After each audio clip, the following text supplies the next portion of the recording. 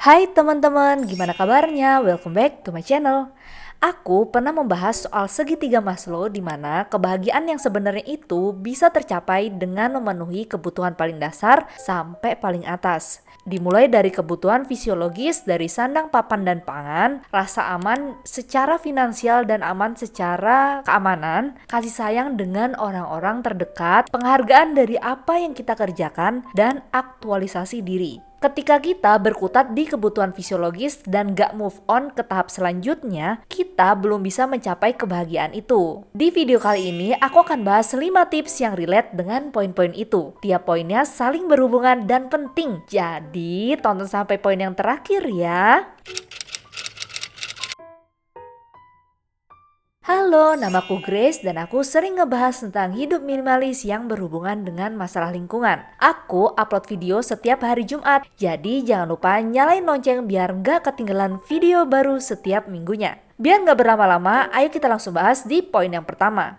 Yang pertama, cari ikigai kita. Ikigai adalah istilah dari bahasa Jepang buat jelasin kesenangan dan makna kehidupan. Ikigai itu bisa diartiin alasan kita hidup. Menurut buku Ikigai dari Hector Garcia dan Frances Miralles, punya ikigai yang jelas akan membawa kepuasan, kebahagiaan, dan makna dalam hidup kita. Dalam ikigai kita cari apa sih bidang yang kita kuasai, kita cintai, dunia butuhin, dan kita bisa dibayar dari itu. Jadi, ikigai ini yang bikin Senin pagi kita terasa menyenangkan. Karena itu adalah hal yang kita sangat sukai. Kita punya alasan buat bangun pagi, jadi hidup lebih semangat dan bahagia. Buat passion, apa yang kita kuasai dan cintai ini jadi alasan utama kenapa kita bahagia. Bisa dari hobi atau sesuatu yang sering kita kerjakan yang mana numbuhin skill. Ketika kita suka, kita akan lebih ringan mengerjakan. Sekalipun pastilah kita nemuin yang namanya titik susah. Kalau kita menguasai hal itu, kita tuh jadi lebih pede buat ngerjainnya. Buat mission, ini tuh maksudnya apa sih yang lingkungan butuhin? Mungkin aja nggak kita cintai. Tapi kalau lingkungan butuh dan kita bisa memenuhinya, pasti akan ada rasa bahagia karena kita itu dibutuhin dan bisa bantu orang lain. Buat vocation, itu sesuatu yang dibutuhin orang lain, tapi kita juga dibayar. Hidup kan juga perlu biaya yang gak sedikit. Kalau ini bisa terpenuhi, hati juga ngerasa tenang. Buat profession, ini skill yang kita cintai dan kita bisa dibayar buat itu. Jadi sepanjang mengerjakan hal ini, kita bisa bahagia dan digaji. Ketika keempatnya punya titik temu, itu yang namanya ikigai. Gak semua orang bisa cepat nemuin ikigainya. Tapi kalau kita gak berhenti cari, pasti bisa deh ditemuin. Kalau kita temuin, menurut buku Ikigai, kita bisa jadi nggak pengen pensiun loh malahan dari pekerjaan kita. Karena yang memenuhi semua Ikigai tadi. Contoh dari Ikigai ini, misalnya aku suka sama bunga-bungaan dan dekorasi. Akhirnya aku bikin florist Grace and Elaine Flower. Aku ngambil course biar bisa ningkatin skill ngerangkaiku dan nggak berhenti buat belajar. Ternyata orang-orang butuh dekorasi buat event pentingnya kayak lamaran dan nikahan. Orang-orang juga butuh bunga buat diberiin ke orang yang mereka sayangi. Yang lebih menyenangkan, aku dibayar dengan ngelakuin pekerjaan itu. Yang kedua, berhenti membandingkan dengan orang lain. Rumput tetangga pasti deh selalu lebih hijau. Mungkin kedengarannya klise ya, tapi peribahasa ini tuh bener juga. Kalau kita fokus dengan apa yang dimiliki orang lain, sibuk jadi apa yang orang lain punya, kita jadi buta dan lupa dengan apa yang ada di depan mata yang kita milikin. Padahal tiap orang itu beda-beda. Biasanya yang bikin gini bisa jadi karena kelihatannya tuh mereka lebih happy.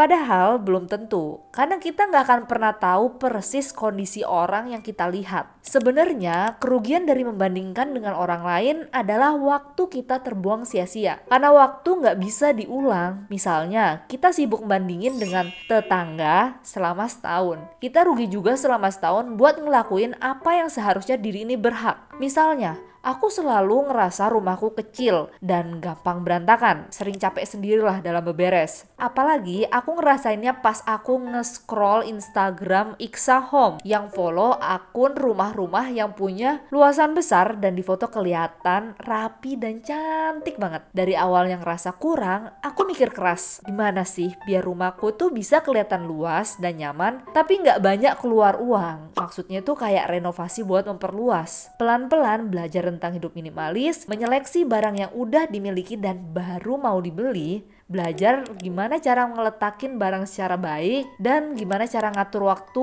untuk beberes. Kalau aku terus-terusan cuma ngebandingin dan tanpa aksi, aku nggak dapet apa-apa. Rumah juga nggak mungkin kan tiba-tiba jadi besar dan rapih. Jadi walaupun prosesnya nggak gampang, yuk kita coba fokus dengan apa yang kita punya dibanding apa yang kita nggak punya.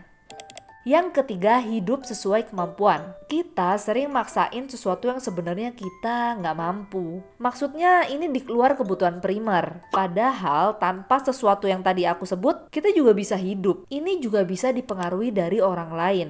Yang salah kalau kita nggak suka, nggak ngerasa nyaman, dan ngorbanin yang sebenarnya kita suka. Wah, triple combo tuh nggak enaknya. Yang jadi highlight pertama, itu lifestyle orang lain yang kita tiru. Yang perlu ditanyain ke diri sendiri.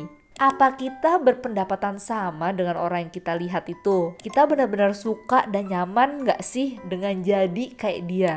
Terus, apa itu sesuatu yang kita butuhin? Kalau itu nggak ada, hidup kita itu nggak bisa jalan. Ketika 2 dari 3 itu kita bilang enggak, kita mesti stop dan belajar buat nutup telinga dan mata. Terus kembali ke track yang seharusnya kita lakuin. Ketika kita memikul beban di bawah dari kemampuan yang kita bisa, hidup jadi ringan. Kita pun juga lebih gampang buat jadi happy. Prinsipnya sama kayak hukum aksi reaksi. Kalau tekanan dari aksi kita terlalu besar, tekanan yang ditimbulkan dari reaksi dalam hal ini stres juga bisa besar. Kita semua sebenarnya sadar kok dengan kemampuan diri, tapi sering pura-pura lupa, terus maksain. Ketika mulai ada pikiran kayak gitu, mesti di stop sebelum bisa jadi masalah baru dalam hidup kita. Contohnya, kita pengen banget beli tas. Secara umum beli tas itu kan emang gak salah. Yang gak wajar kalau kita beli tas dengan harga misalnya lebih dari 10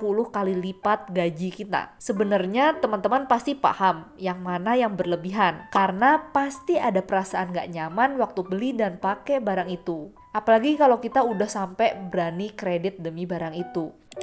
Yang keempat, bersyukur. Mensyukuri hidup dimulai dengan nerima yang terjadi dengan rasa ikhlas, jadinya hati lebih tenang. Jadi ada 2 psikologis, Dr. Robert dari Universitas California, Davis, dan Dr. Michael dari Universitas Miami. Mereka banyak melakukan penelitian tentang rasa syukur ini. Dalam studinya, mereka menyuruh para partisipan buat nulis beberapa kalimat tiap minggunya. Grup yang pertama menulis apa aja yang bikin mereka bersyukur selama seminggu. Grup kedua tentang sesuatu yang gak menyenangkan. Dan grup yang ketiga nulis apapun, mau baik, mau buruk, semua yang terjadi di hidupnya. Setelah 10 minggu, mereka yang nulis tentang rasa syukur lebih optimis dan ngerasa hidupnya lebih baik. Rasa syukur ini sebenarnya bisa dalam banyak bentuk. Dengan ngucapin terima kasih ke orang-orang yang ngebantu kita, bangun tidur dengan mengucapkan terima kasih ke diri sendiri dan pencipta karena bisa bangun dalam keadaan sehat, dengan menulis jurnal, berdoa, dan meditasi. Aku ingat pas zaman kuliah dan ngekos, pernah ada satu hari waktu bangun pagi, kakiku kaku dan kayak kekunci gitu, gak bisa ngapa-ngapain. Gerak aja sakit. Di situ aku mikir kalau bangun dalam keadaan sehat itu benar-benar pemberian yang luar biasa. Dan karena aku sendirian, maksudnya tuh aku ngekos kan, jadi gak tinggal bareng keluarga, aku lebih susah buat minta tolong. Sekarang aku berusaha lebih bersyukur dengan apa yang ku dapatin dan positive thinking. Hati terasa tenang dan nyaman. Pernah gak sih Grace ngalamin lupa buat bersyukur?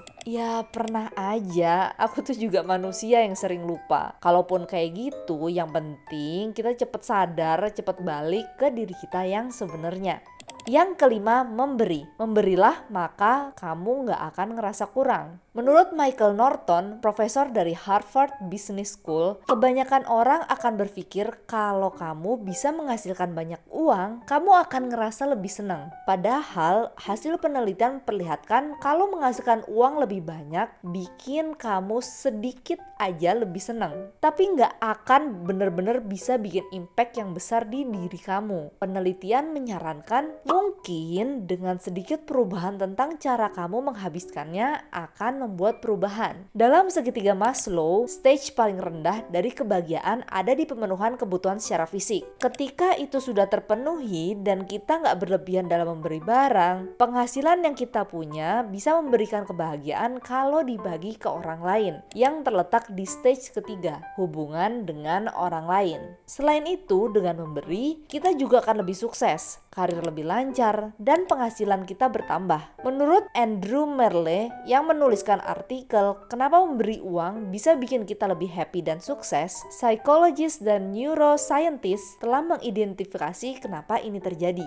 Menurutnya, charity mengaktifasi bagian dari otak yang berkaitan dengan makanan dan tempat tinggal. Mengindikasikan nih, kalau otak kita itu tahu memberi itu baik buat kita. Atau mungkin kita hanyalah manusia yang dapat booster secara emosional dari membantu yang lainnya, yang bikin hidup lebih puas, interaksi sosial dan jaringan yang lebih baik, dan bisa menyatu dan produktif dalam bekerja dengan kekayaan yang lebih baik nih sebagai hasilnya. Aku pun juga ngerasa kayak gitu. Kalau kita memberi, ada rasa bahagia yang aku rasain, kayak ngerasa puas gitu. Apa yang aku kerjakan bisa mendatangkan kebahagiaan ke orang-orang di sekitar. Terus rasa bahagianya juga nempel lebih lama, jadi bikin mood jauh lebih baik. Jadi itulah 5 tips biar bisa bikin hidup lebih happy dan less stress. Kalau kamu ngerasa postinganku bermanfaat, jangan lupa kamu klik like button dan share video ini ke teman-teman kamu. Thank you for watching, see you on my next video.